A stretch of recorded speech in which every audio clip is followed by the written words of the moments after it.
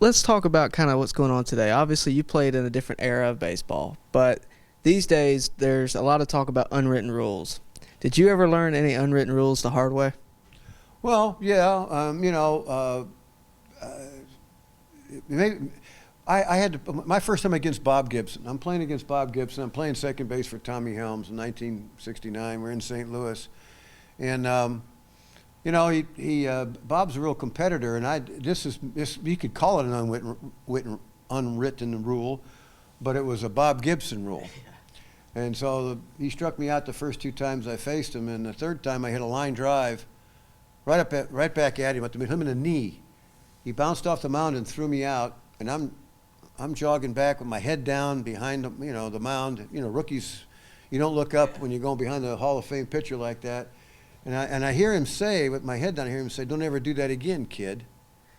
And I get to the dugout, and Pete Rose says to me, he says, "What'd he say to you?" He said, "Don't ever do that again, kid."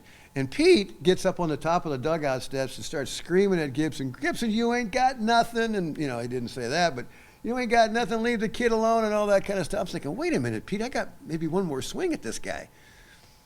Sure enough, my next time up in the top of the ninth inning, first pitch, he hits me right here.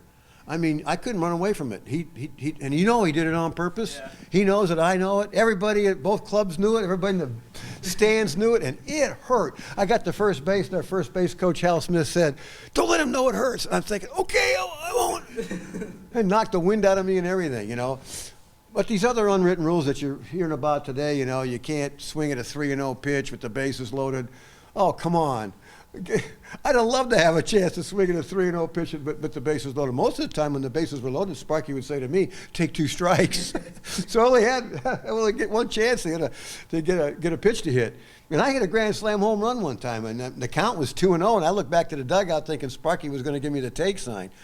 But I was looking for a pitch right down the middle that I could handle, and I hit it out for a grand slam. But I don't like a young ball player. He's aggressive.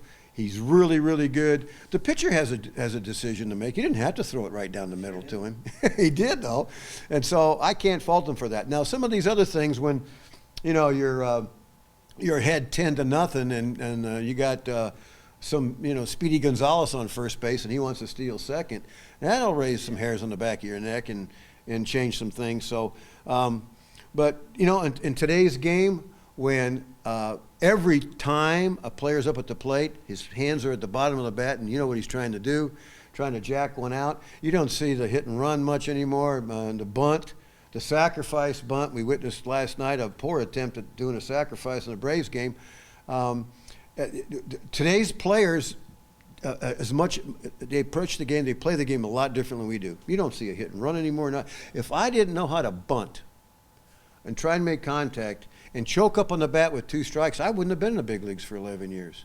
I had to choke up, make contact, maybe pop out, but I didn't strike out. And today, a strikeout doesn't mean a whole lot to anybody. Back in my day, you struck out too many times, you're gone.